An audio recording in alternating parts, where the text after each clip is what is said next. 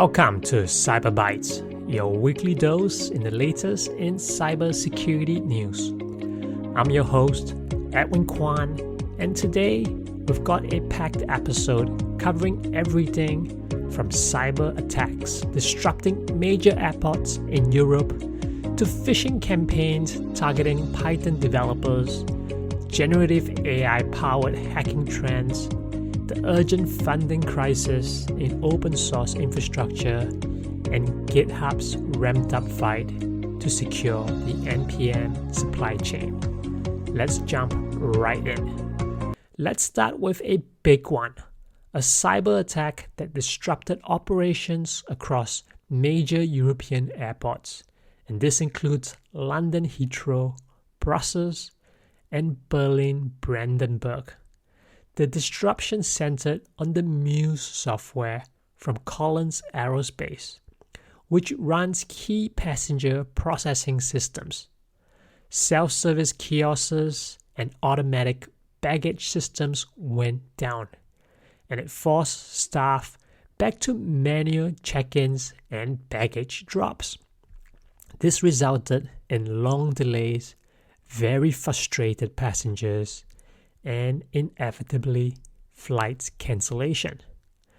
Across just 3 airports, Heathrow, Berlin, Brussels, and now you have at least 29 flights being cancelled.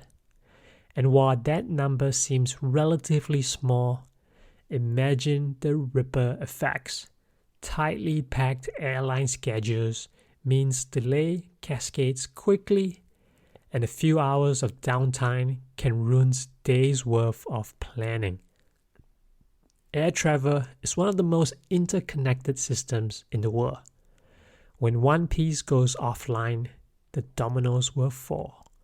What makes this particularly concerning is that the fault wasn't at the airlines. It was in shared software that underpins operations at airports globally. A single cyber incident here can ground flights across an entire continent.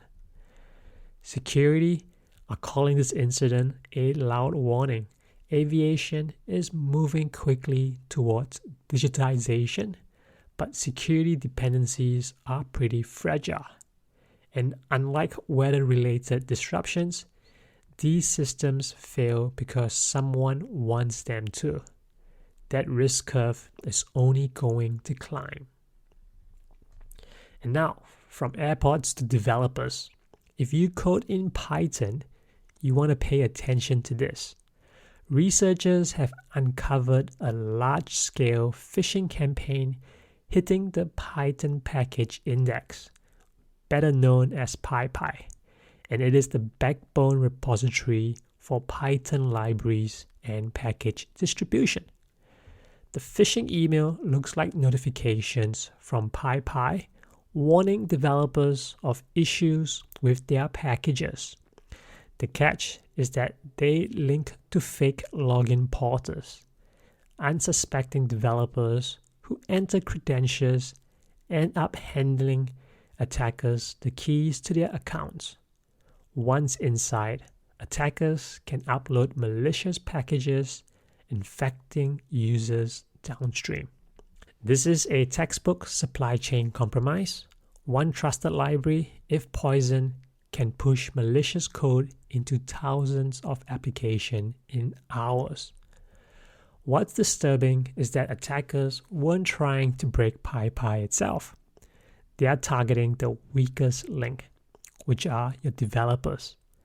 And these phishing lures are sophisticated enough to trick even seasoned coders.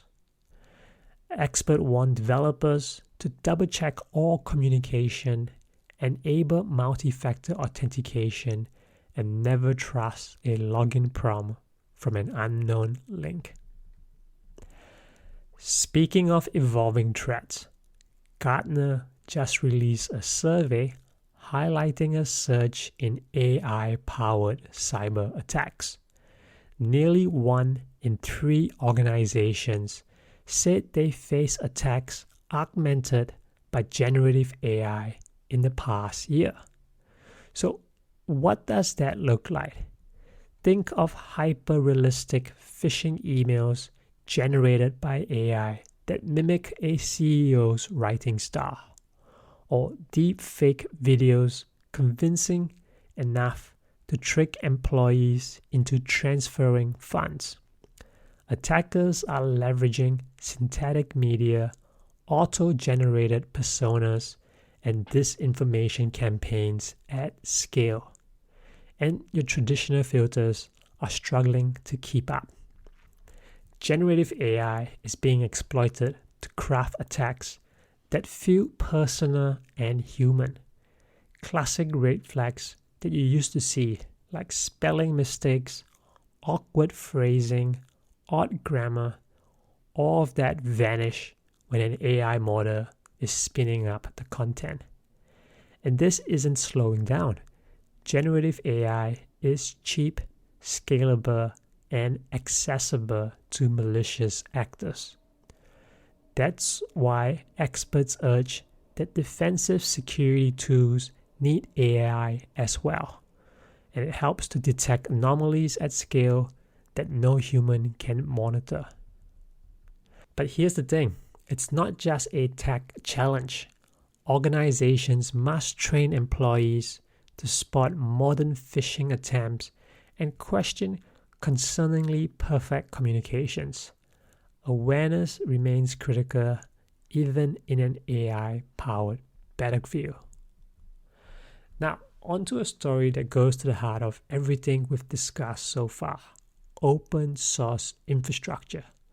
A joint statement from the Open Source Security Foundation warns that critical infrastructure underpinning modern software is at breaking point. We're talking about registries like PyPI, NPM, and Maven Central, and these are the veins and the arteries of global software development.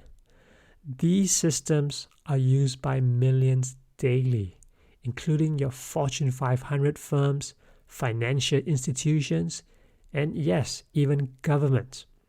Yet, many of these vital platforms are maintained by underfunded nonprofits or a handful of volunteers.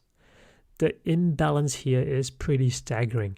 Massive corporate consumption of open source, but little to no contribution back to their sustainability. The result: overworked maintainers, rising operational costs, fragile services that are vulnerable to exploitation, and a community at risk of burnout. Add to that the rising demands from AI-driven workloads, and you can see why the current model just won't hold. The hard truth is that open source infrastructure doesn't run on thoughts and prayers. It requires actual, consistent funding, whether that's through regulatory pushes, commercial sponsorships, or usage-based funding models. Something has to give. Otherwise, the supply chain risks collapsing under its own weight. And I guess that brings us neatly to GitHub, which has announced new moves to fortify NPM, which is the JavaScript package registry. We've all seen high-profile incidents where compromised NPM accounts injected malicious code into widely used libraries. The famous Shai-Hulud attack demonstrated how dangerous a hijacked maintainer's account can be. What is GitHub doing? Well, they're raising the baseline for NPM security.